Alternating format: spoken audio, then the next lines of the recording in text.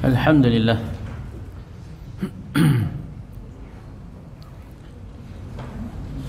Wassalatu wassalamu ala Rasulillah wa ala alihi wa sahbihi wa man walah. Thumma amma ba'd. Melanjutkan kembali kajian kita terhadap kitab Al-Kabair karya Al-Imam Al-Zahabi rahimahullahu taala dengan penjelasan dari Al-Syekh Al-Allamah Muhammad bin Shalih Al-Utsaimin rahimahullah. Kita masih dalam permasalahan berkaitan dengan hukum menunaikan zakat. Telah berlalu dalam pertemuan sebelumnya bahwasanya kesimpulan hukum berkaitan dengan permasalahan enggan untuk menunaikan zakat ada berapa pendapat antum, Pak? Hukum meninggalkan zakat.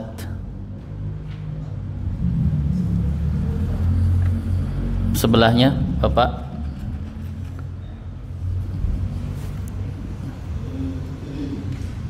Antum, Pak Dokter. Dua, apa?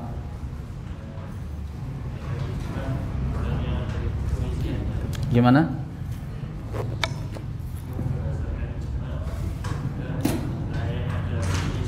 Nah, secara global terbagi kepada dua kategori. Yang pertama adalah permasalahan yang padanya adalah berlaku ijma', tidak ada perselisihan sedikit pun padanya. Bagaimana bentuknya?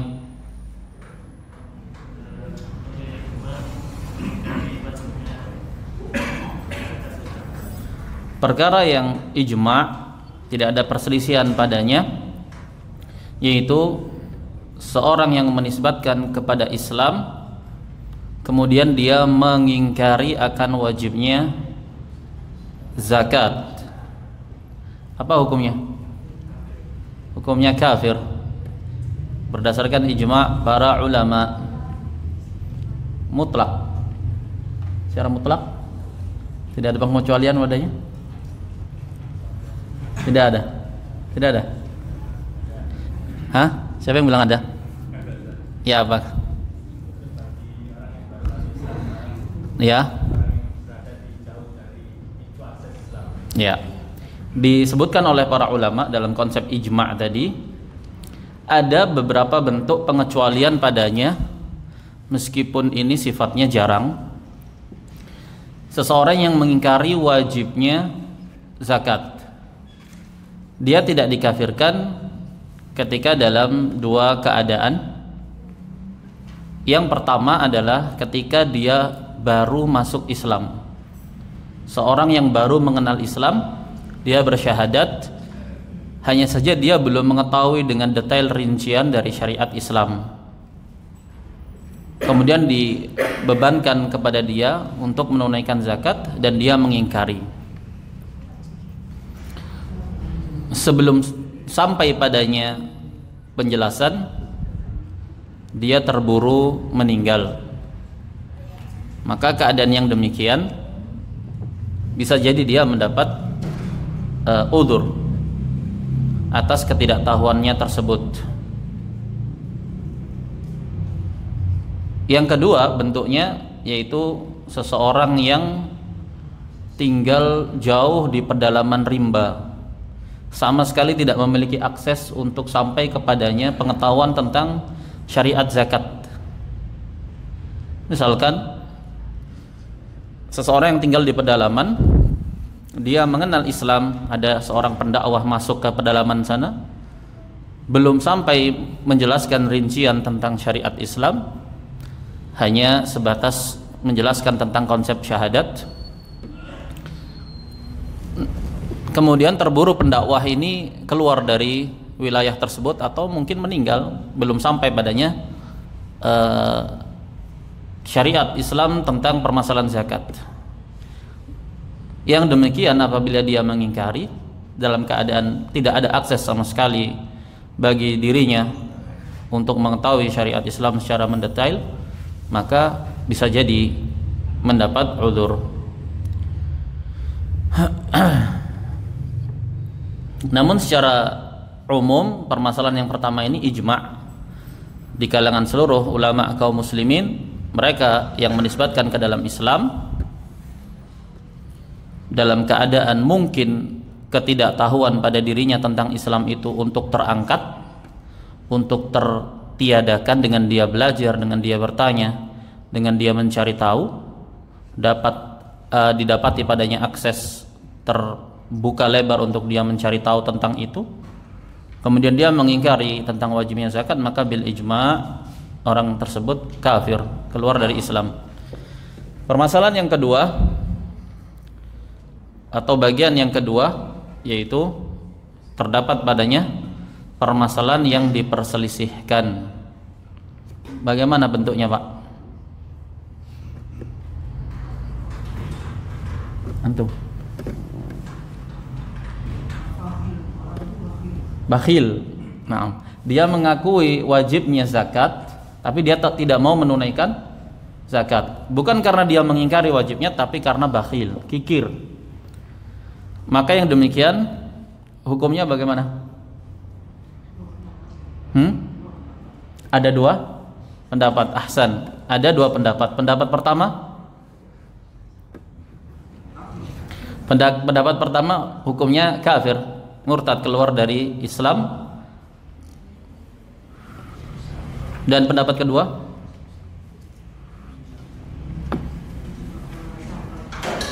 pendapat kedua, ya itu pendapat yang pertama.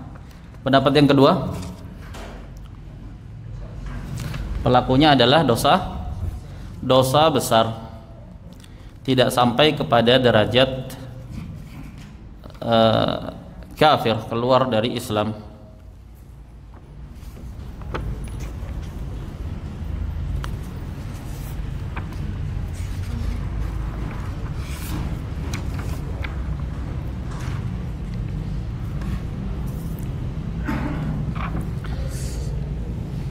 Baik, kita baca syarah.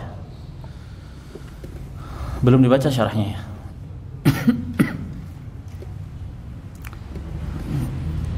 Qala Syekh Ibnu Utsaimin rahimahullah, berkata Syekh Al-Utsaimin rahimahullah, "Hadzal hadits alladhi awradahu al-muallif fi babi ta'kidi wujubi zakati wa bayani fadliha huwa hadithu Abi Hurairah alladhi akhrajahu Muslimun mutawwala." Hadis yang dibawakan oleh penulis di sini yaitu Abu Salman. Siapa penulis di sini? Hah? Imam Nawawi. Ada catatan kaki di situ. Oh, pantas. Yaitu Al-Imam An-Nawawi rahimahullah. Kenapa kok Al-Imam Nawawi? Kan kita baca kitabnya Adz-Dzahabi. Hadisnya di Arba'in An-Nawawi. Hadis yang mana itu? Di Riyadhus Shalihin. Karena Syekh Al-Utsaimin tidak memiliki syarah atau pengajaran khusus terhadap kitab Al-Kabair karya Adz-Dzahabi. Hanya saja di sini pihak penerbit mengumpulkan penjelasan dan penjabaran Syekh Al-Utsaimin dari kitab-kitabnya yang lain, kemudian diletakkan sesuai dengan keterkaitannya dengan penjelasannya Imam Adz-Dzahabi di dalam kitab Al-Kabair. Jadi di sini hadzal hadits alladzi awradahu al-muallif, maksudnya adalah Imam An-Nawawi dalam kitabnya Riyadhus Shalihin. Dalam kitab Riyadhus Shalihin disebutkan bab berkaitan dengan penekanan wajibnya zakat dan penjelasan akan keutamaan zakat. Disebutkan hadis Abu Hurairah yang asalnya adalah dikeluarkan oleh Imam Muslim di dalam sahihnya, hadis yang panjang. fihi dzikru an-nabi sallallahu alaihi wasallam adz-dzahaba wal fiddata wal ibila wal baqara wal ghanama wal khayla wal humura. Dalam hadis tersebut disebutkan oleh Nabi sallallahu alaihi wasallam berkaitan dengan emas, perak, onta, sapi, kambing, kuda dan keledai. Wa dzakara hukma kullin minha alaihi salatu wassalam, dan dalam hadis tersebut Nabi sallallahu alaihi wasallam menyebutkan hukum masing-masing darinya. Bagaimana hukum emas dan perak, hukum berkaitan dengan onta, sapi, kambing dan kuda serta keledai. Wa hakadha kana sallallahu alaihi wasallam yubayyinu lin-nasi bayanan syafiyan kafiyan hatta taraka ummatahu wa akmalallahu bihi ad-dinah wa atamma bihi an-ni'mata 'alal mu'minin. Ini menunjukkan bahwasanya Nabi sallallahu alaihi wasallam itu telah menjelaskan kepada umat manusia ini dengan penjelasan yang menyeluruh dan mencukupi. Wa ma arsalnaka illa rahmatan lil alamin. Tidaklah kami mengutus engkau kecuali membawa rahmat bagi seluruh alam semesta. Dan rahmat yang dimaksud dengan rahmat di situ yaitu syariat Islam, Al-Qur'an. Ya ayuhan nasu qad ja'atkum mau'idatun min rabbikum wa shifaa'un lima fis sudur wa hudan wa rahmatun lil mu'minin. Disebutkan Allah Subhanahu wa taala berfirman, wahai sekalian manusia, telah datang mau'idah, peringatan dari Rabb kalian. Apa yang dimaksud dengan mau'idah di situ? Yaitu Al-Qur'an. Ditafsirkan oleh para ahli tafsir, telah datang mau'idah, peringatan di situ adalah Al-Qur'an. Kemudian disifati Al-Qur'an itu obat bagi penyakit yang ada di dalam dada, wahudan, dan juga hidayah bagi umat manusia, wa rahmatun lil mu'minin, dan membawa rahmat bagi orang-orang yang beriman. Berarti menunjukkan bahwa rahmat yang dibawa oleh Nabi sallallahu alaihi wasallam itu adalah Al-Qur'an, syariat Islam. Allah Subhanahu wa taala juga berfirman di surat Al-Maidah, "Al-yauma akmaltu lakum dinakum." Pada hari ini telah aku sempurnakan bagi kalian agama kalian. Wa raditu lakumul Islam madina. Dan Allah katakan, dan aku telah ridhoi Islam, ay dengan seluruh syariatnya tanpa terkecuali, aku ridhoi itu sebagai agama untuk kalian. Berarti ini menunjukkan bahwasanya seluruh syariat Islam itu telah sempurna, telah disampaikan oleh Nabi sallallahu alaihi wasallam.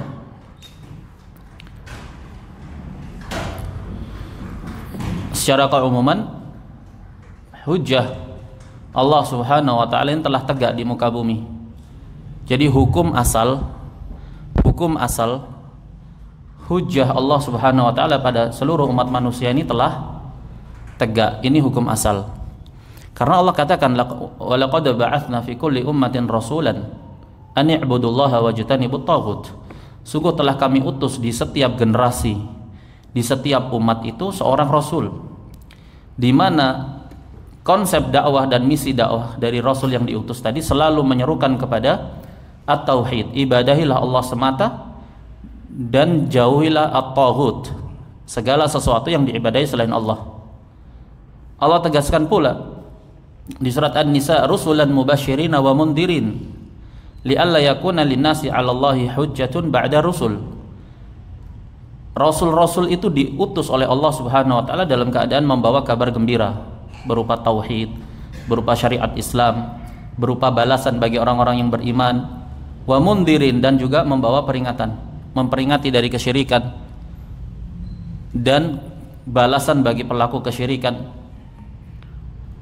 Untuk apa hikmahnya? Agar tidak ada lagi alasan, agar tidak ada lagi argumentasi dari umat manusia ini di hadapan Allah kelak bahwasanya belum diutus rasul, bahwasanya belum sampai padanya Al-Qur'an. Jadi hukum asal bahwasanya hujjah Allah itu tegak. Ini hukum asalnya. Sehingga jangan dibalik bahwasanya hukum asal seseorang itu di atas kebodohan. Padahal masa jahiliyah sudah berakhir bukan atau belum? Sudah berakhir. Masa jahiliyah itu dikatakan masa jahiliyah itu sebelum datangnya Islam. Makanya setelah datangnya Islam berarti sudah tidak boleh lagi dinamakan masa jahiliyah secara keumuman. Kenapa? Karena telah tegak syariat Allah, telah tegak agama Allah ini sampai akhir zaman. Dan dipilih Nabi kita Muhammad SAW sebagai Nabi terakhir. Menunjukkan berarti syariatnya berlaku untuk seluruh umat manusia sampai tegaknya hari kiamat. Jadi hukum asal itu syariat Allah ini telah tegak. Jadi setiap individu manusia dituntut dia untuk berpikir, mencari tahu, mencari kebenaran.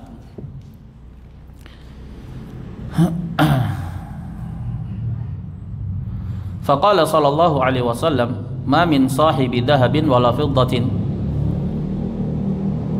la yuaddi minha haqqaha illa idza kana yaumal qiyamati sufihat lahu safaihu min narin fa uhmiya alaihi fi nari jahannam." Tidaklah seorang pemilik emas dan pemilik perak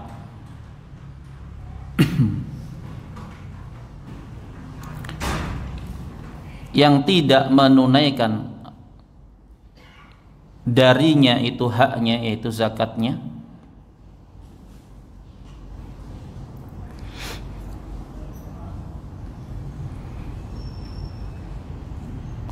kecuali pasti di hari kiamat nanti akan dibentangkan padanya semacam papan dari besi atau tembaga. Di situ diterjemahkan apa? Ya, lempengan dari besi atau tembaga begitu, yang terbuat dari api. Kemudian dipanaskan lempengan tersebut di dalam neraka jahanam. Fayuqwa bihi bijanibihi wa jabinihi wa dhahrihi. Kemudian ditempelkan, disetrikakan, di badannya, di punggungnya, dan di keningnya, serta di badannya, disetrika dengan lempengan tadi, tubuhnya. Kullama baradat u'idat, setiap kali lempengan itu dingin, diulang lagi, dipanaskan lagi, dan ditempelkan lagi, begitu seterusnya. Fi yaumin kana miqdaruhu khamsina alfasanah, di hari yang kadarnya itu dalam satu hari itu 50.000 tahun lamanya. Ini belum di neraka ini. Ini keadaannya belum final, belum di neraka, dan belum ditegakkan padanya hisab. Fi yaumin kana miqdaruhu khamsina alfasanatin hatta yaqdiya bainal ibad, sampai Allah memutuskan segala perkaranya di antara hamba-hambanya. Ini 50.000 tahun setelah hari kebangkitan, itu seluruh makhluk dikumpulkan di padang mahsyar dalam keadaan tidak ada satupun naungan, tidak ada atap, seluruhnya di tanah lapang sejauh mata memandang, tidak ada pepohonan sedikit pun, padang mahsyar. Di situ manusia menunggu selama 50.000 tahun lamanya. Nah, hukuman bagi seorang yang tidak menunaikan zakat, dia diazab, disetrika dengan lempengan yang dipanaskan dari api neraka. Wal'iyadu billah. Begitu seterusnya sampai datangnya Allah Subhanahu wa taala di yaumil hisab untuk menentukan keputusan terakhirnya, apakah seseorang itu akan menjadi ahli al-jannah atau ahlun nar. Thumma yara sabilahu imma ilal jannati wa imma ilan nar. Kemudian setelah dia mengalami azab berpuluh ribu tahun itu, dilihat kepadanya, kemudian dia memandang kemana akhir kesudahannya, ke surga ataukah ke neraka. Fadzahabu wal fiddatu tajibu az-zakatu fi a'yaniha fi kulli halin. Emas dan perak itu wajib untuk ditunaikan zakatnya fi a'yaniha, ya dikeluarkan sesuai dengan zatnya. Misalkan emas, ya dikeluarkan berupa emas atau yang setara dengan nilai emas. Perak pun begitu, bukan kemudian maksudnya punya emas dikeluarkan padanya zakat berupa sapi misalkan, tidak, tapi zakat emas dikeluarkan sesuai dengan zatnya. Begitu pula perak.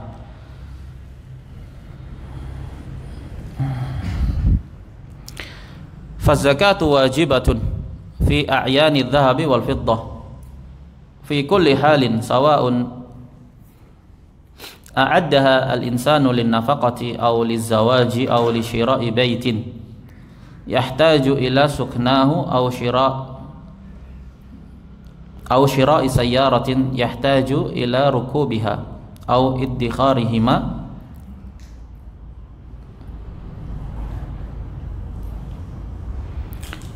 liyastakthira bihimal mala aw ghaira dhalik. Jadi konsep dari emas dan perak,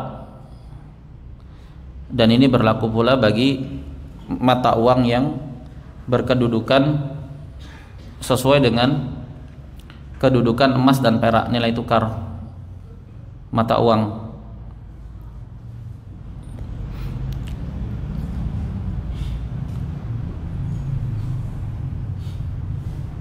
Sama saja apakah emas dan perak yang ada pada dia itu akan dia pergunakan untuk menafkahi, atau dia pergunakan untuk menikah sebagai mahar misalkan, atau dia pergunakan sebagai tabungan untuk membeli rumah yang dia butuhkan untuk dia tempati, atau untuk membeli mobil yang dia butuhkan untuk dia kendarai, atau memang keduanya emas dan perak itu dia simpan untuk investasi.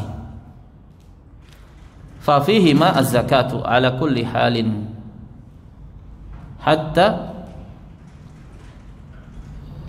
dhahabul mar'ati alladhi talbasuha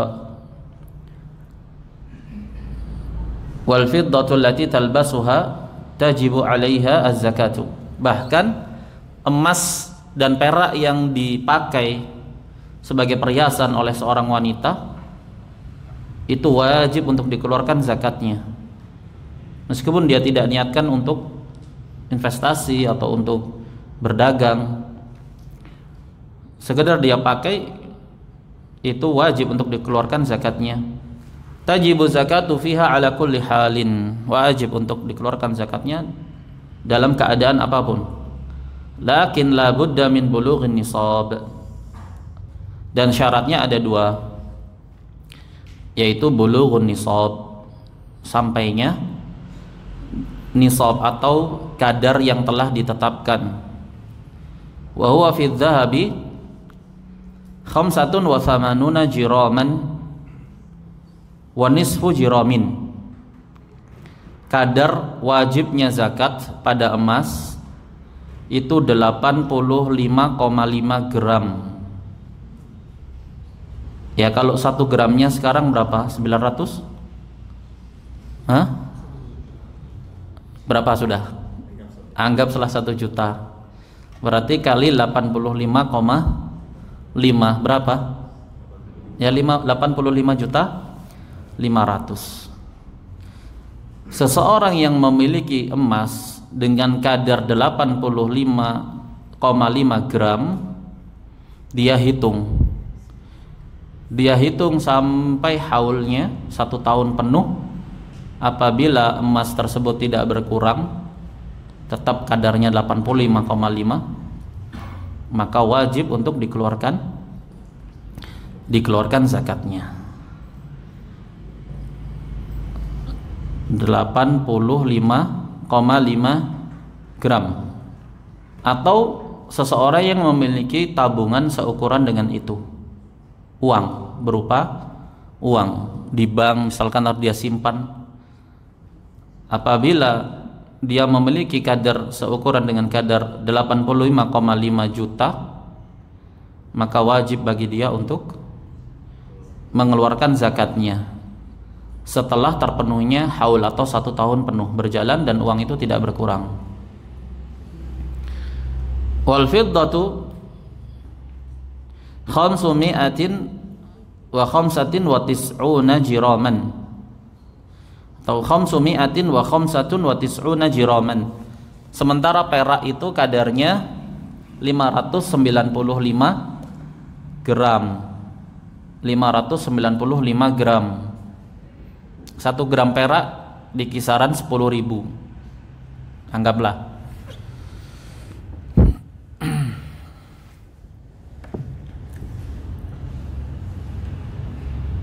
Berarti kalau dikali 595 gram sekitar 6 juta. Sekitar 6 juta.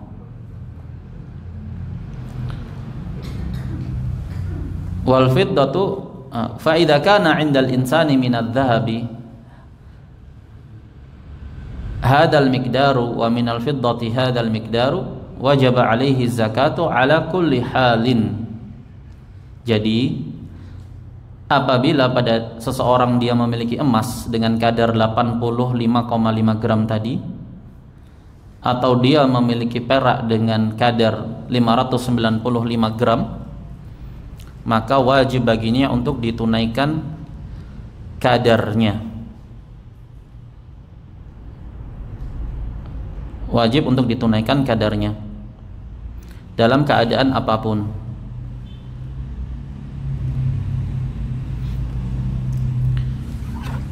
Dan berlaku pula hukum yang demikian pada di masa ini, yaitu awraqun naqdiyah, pada mata uang. Ada perbedaan pandang di sisi para ahli fikih di masa ini untuk nisabnya mata uang itu mana yang jadi patokan atau acuan. Apakah nisabnya emas atau nisabnya perak?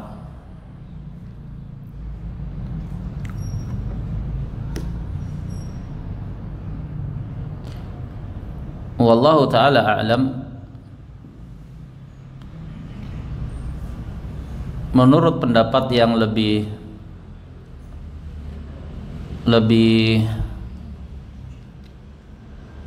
selamat, lebih aman, bahwasanya nisabnya mata uang itu, nisabnya mata uang dikiaskan dengan nisab yang paling terendah dari emas dan perak. Mana yang paling rendah? Perak. Terus konsepnya bagaimana? Konsepnya berapa tadi nilai perak? 6 juta. Seseorang yang memiliki tabungan senilai 6 juta sampai setahun penuh nilai tersebut tidak berkurang, berarti wajib untuk dikeluarkan rubu'ul usr, untuk dikeluarkan 2,5%-nya. Naam. Jadi dengan pendapat tersebut menjadilah infak dan sedekah itu sifatnya merata, sehingga orang mudah untuk menjalankan, untuk menunaikan zakat, dan terjaganya atau terjalinnya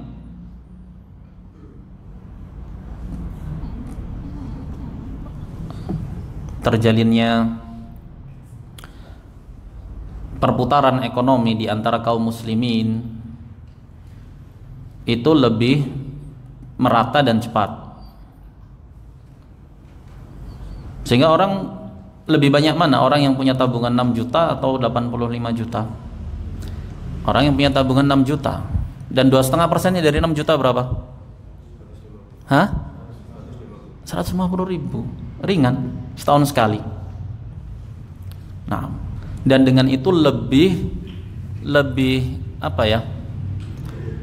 Keadaan kaum fakir miskin dari kalangan kaum muslimin itu lebih apa? Lebih mudah dan lebih sering untuk mereka terbantu dengan sesama saudaranya muslim. Begitu. Jadi dicek yang saldonya di atas 6 juta. Nah, di cross check tahun lalu kira-kira berapa? Nah, itu berapa itu tanggungan yang belum dikeluarkan? Segera dikeluarkan. Jadi zakat tidak terbatas untuk orang-orang,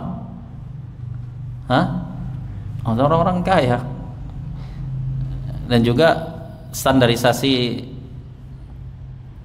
syariat ini, ya orang yang punya 6 juta ya sudah termasuk dia apa? Sudah termasuk, ini dengan syarat loh ya, tabungan itu utuh dalam 1 tahun. Nah, kalau orang penghasilannya 10 juta, habis pengeluarannya per bulannya ya 10 juta juga, ya sudah sama aja, tidak ada beban baginya untuk zakat. Intinya dia punya uang mengendap tabungan itu seukuran 6 juta tadi, nisabnya perak, dan masih utuh dalam 1 tahun penuh, begitu seterusnya.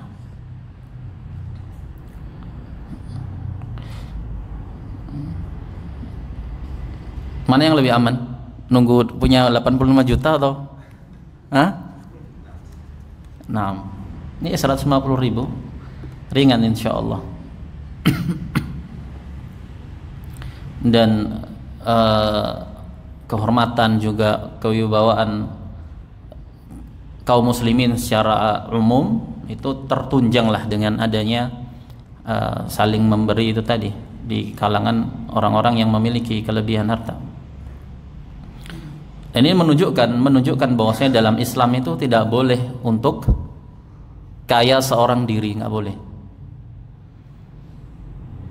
Maksudnya apa? Ya dia harus berbagi. Dia harus berbagi, mengeluarkan wa fi amwalikum haqqun lisailina wal mahrum. Dan pada harta-harta kalian itu ada hak bagi orang-orang yang meminta dan orang-orang yang mahrum, yang terhalangi dari nafkah. Fa illam yaf'al fajaza'uhu ma qalahu an-nabiy sallallahu alaihi wasallam idza kana yaumal qiyamah sufihat lahu safaihu min narin. Kalau itu tidak dilakukan, ya konsekuensinya ancaman dari Nabi sallallahu alaihi wasallam di hari kiamat nanti akan dipanaskan lempengan dari api neraka dan ditempelkan kepadanya.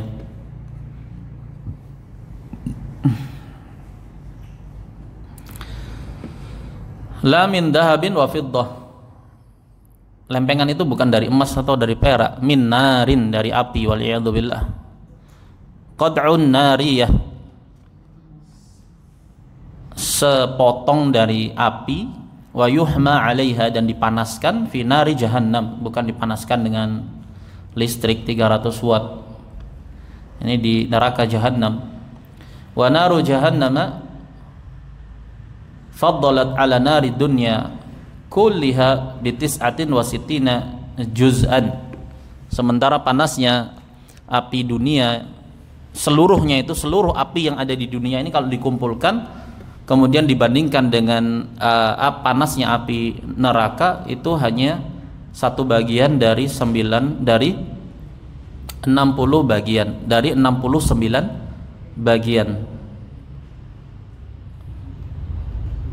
Neraka, api yang ada di dunia ini seluruhnya kalau disatukan, dijumlahkan, ditambahkan panasnya, itu jika dibandingkan dengan api di akhirat hanya berapa bagian? Kan 1:70. 1:70. Wal'iyadu billah. Naru dunya kulluha hatta naru al-ghaz wa ma huwa ashaddu hararatan. Naru jahannam fadalat 'alaiha bi 69 juz'a. Nas'alullah an yujirana wa iyyakum minha. Semoga Allah melindungi kita semua darinya.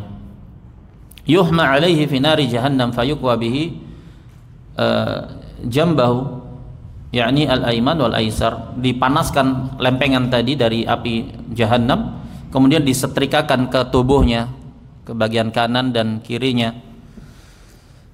Wajabinahu, dan juga kepada keningnya, disetrikakan di keningnya, yakni wajhah, nah itu wajahnya, wa dhahrahu, dan punggungnya.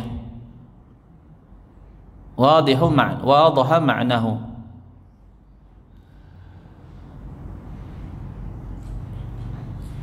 wadihun ma'nahu, maknanya jelas. Kullama baradat u'idat, setiap kali dingin dipanasi lagi. La tabqa hatta tabruda wa taskuta an, terus begitu sampai dingin, dipanaskan lagi, diulang begitu seterusnya. Kullama baradat u'idat fi yaumin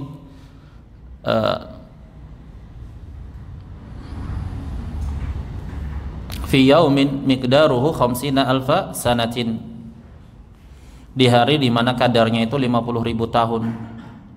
Laisa sa'atan wala sa'atin, bukan 1-2 jam.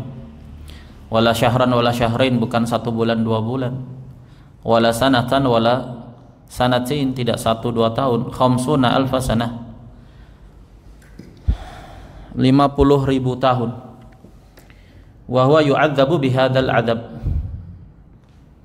dan orang tersebut yang enggan menunaikan zakat tadi diadab dengan adab tersebut. Wal'iyadu billah. Hatta yaqdiya bainal ibad, sampai Allah menghukumi, Allah datang untuk menegakkan yaumul hisab. Thumma yara sabilahu imma ilal jannah wa imma ilan nar, nas'alullah al-afiyah. Kemudian dia akan melihat akhir kesudahan dia, apakah neraka, apakah surga atau neraka. Nas'alullah al-afiyah. Wa ala hadha yakunu hadzal hadits ka tafsiri liqaulillahi ta'ala walladzina yaknizuna adh-dhahaba wal fiddata wa la yunfiqunaha fi sabilillah fabashshirhum bi'adzabin alim. Berarti hadis Abu Hurairah ini tafsir terhadap ayat di surat Taubah, ayat yang ke-34. Orang-orang yang menimbun emas dan perak dan enggan untuk menafkahkannya di jalan Allah, maka kabarkanlah kepada mereka dengan kabar gembira berupa adab yang pedih. Wa ma'na yaknizunaha ay la yu'adduna zakataha, makna menimbunnya, makna menimbun yaitu dia tidak menunaikan zakatnya. Kama fassaraha bidzalika ahlul ilmi minas sahabati wa tabi'ina wa man ba'dahum, sebagaimana itu ditafsirkan oleh para ulama dari kalangan para sahabat, para tabi'in, dan yang setelah mereka. Lianna man lam yuaddi zakatahu fahuwa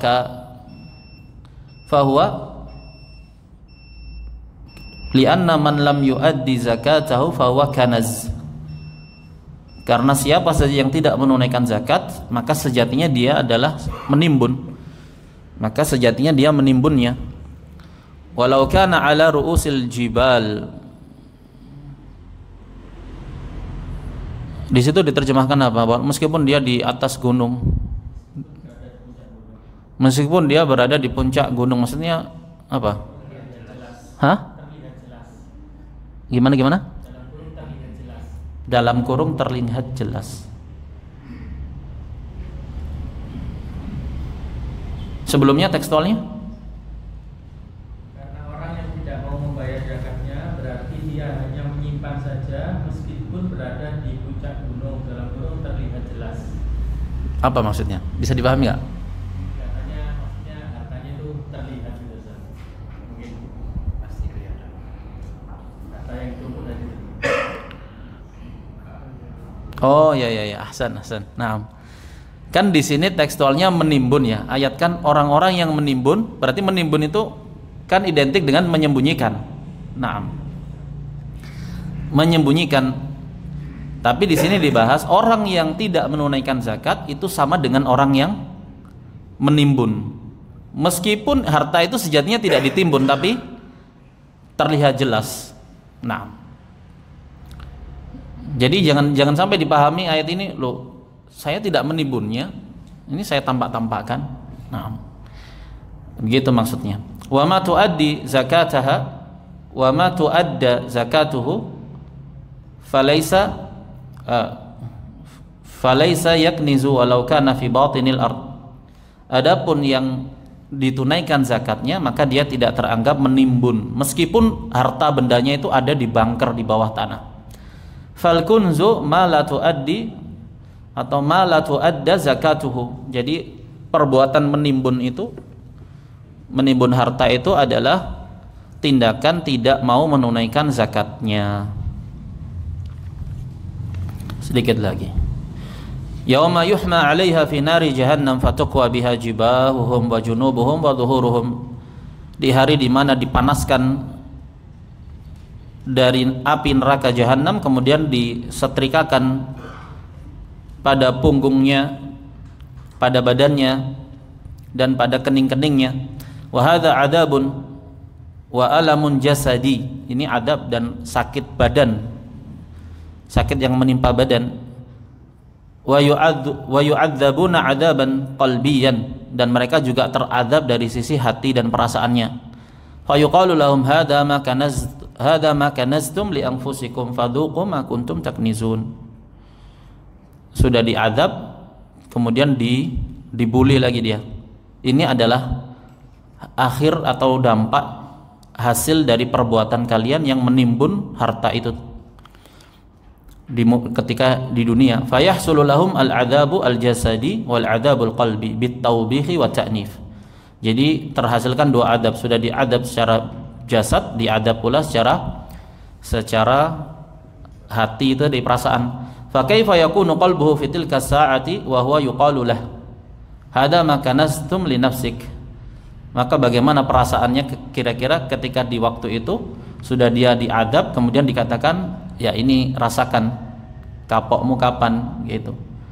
Ini rasakan, inilah dampak yang telah kamu timbun untuk dirimu sendiri. Sataqta'u qalbuhu, niscaya akan terluka hatinya. Alamun jasadi wa alamun qalbi, sakit secara badan, sakit secara hati, wal iyadu billah. Hada jazaa'u man la yuaddi zakata min adz-dzahabi awil fiddah. Ini balasan bagi mereka yang tidak menunaikan zakatnya dari emas dan perak, dan sudah berlalu bahwasanya mata uang itu berlaku hukumnya sesuai dengan hukum emas dan perak. Ada dua pendapat di sana, mana yang lebih dikiaskan dengan emas dan perak. Ada dua pendapat. Yang pertama dikiaskan dengan nisabnya emas, dan pendapat yang lain dikiaskan dengan nisab al-fiddah. Wallahu taala alam. Yang lebih aman dan berjaga-jaga yaitu dengan mengkiaskannya dengan nisab al-fiddah. Kalau orang punya tabungan 6 juta sekitar mengendap, berarti kan nggak dipakai sama dia, berarti sebenarnya kebutuhan dia sudah tercukupi. Kalau nggak cukup pasti kepake uang itu. Nah, gitu. Baik, kita akhiri sampai di sini. Wassallallahu wasallam ala nabiyyina Muhammad wa ala alihi wa sahbihi ajma'in. Subhanakallahumma wa bihamdika asyhadu an la ilaha illa anta astaghfiruka wa atubu ilaik.